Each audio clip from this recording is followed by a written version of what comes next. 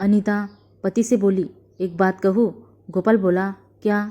अनीता उसके हाथ को तकिया बनाते हुए बोली, मुझे दिल्ली अपने साथ मत ले जाओ, घर में माँ जी अकेली रह जाएगी।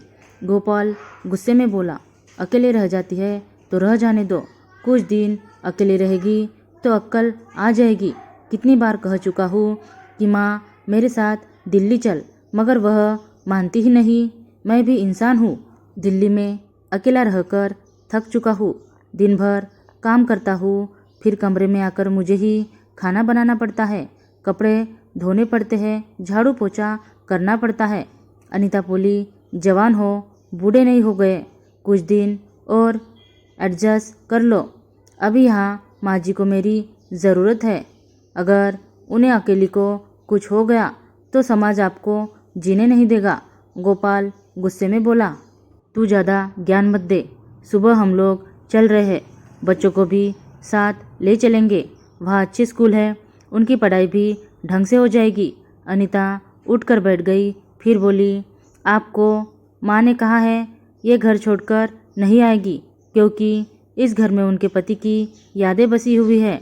अब मेरा भी फैसला सुन लो, मैं भी माँ जी को छोड़कर नहीं जाऊंगी। गोपाल का गुस्सा 7वें आसमान पर चढ़ गया। वह झल्लाकर बोला, 10 साल से दूर शहर में रहकर नौकरी कर रहा हूँ, साल में 2-4 बार ही आ पाता हूँ। कहीं तुमने पीछे से कोई कसम तो नहीं कर लिया?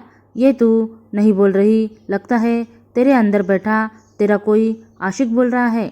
अनीता बोली, आ गए ना अपनी मर्द जात पर।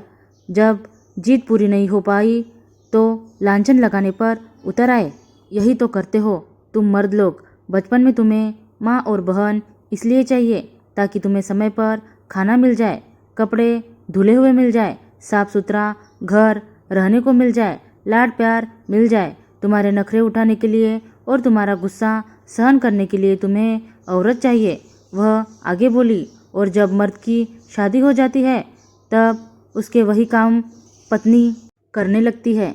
माँ और बहन की अहमियत आप लोगों की नज़रों में कम होने लगती है, क्योंकि आपको संभालने के लिए दूसरी औरत जो आ गई है। इसलिए तो हर माँ को, हर बहन को ये डर लगा रहता है कि पत्नी उसे अपने वश में ना कर ले। हमेशा औरतें ही गलत नहीं होती, मर्द भी गलत होते हैं। अगर मर्द सही हो तो किसी औरत की इतनी हिम्मत नहीं होती कि वह उसे माता पिता से अलग कर दे। वह झेपता हुआ बोला, माफ़ कर दे यार, गुस्से में मुंह से गलत बात निकल गई, मगर तुम ही बताओ, क्या माँ की जिद गलत नहीं है? पापा को गुजरे 35 साल हो चुके हैं, अब कैसी यादें?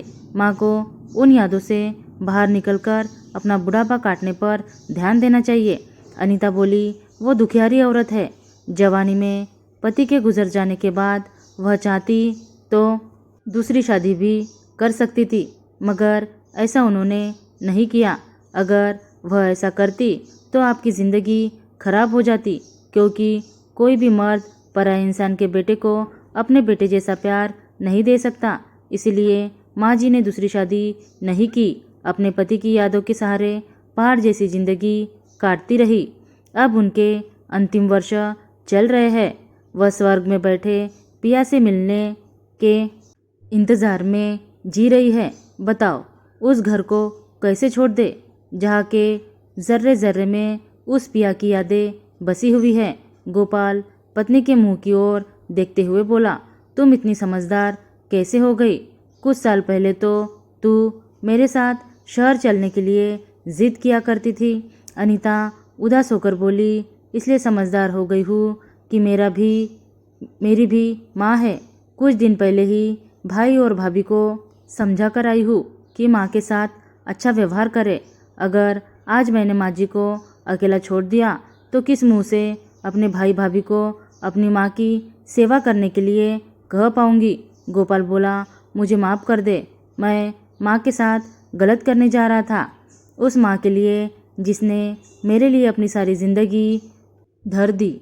आज से मैं तुम्हारा कर्जदार हूँ, जो तुमने सही समय पर मेरी आंखें खोल दी। अगर हर औरत दूसरी औरत के बारे में तुम जैसा सोचने लग जाए तो दुनिया में कोई भी माँ अकेली नहीं रहेगी। धन्यवाद दोस्तों।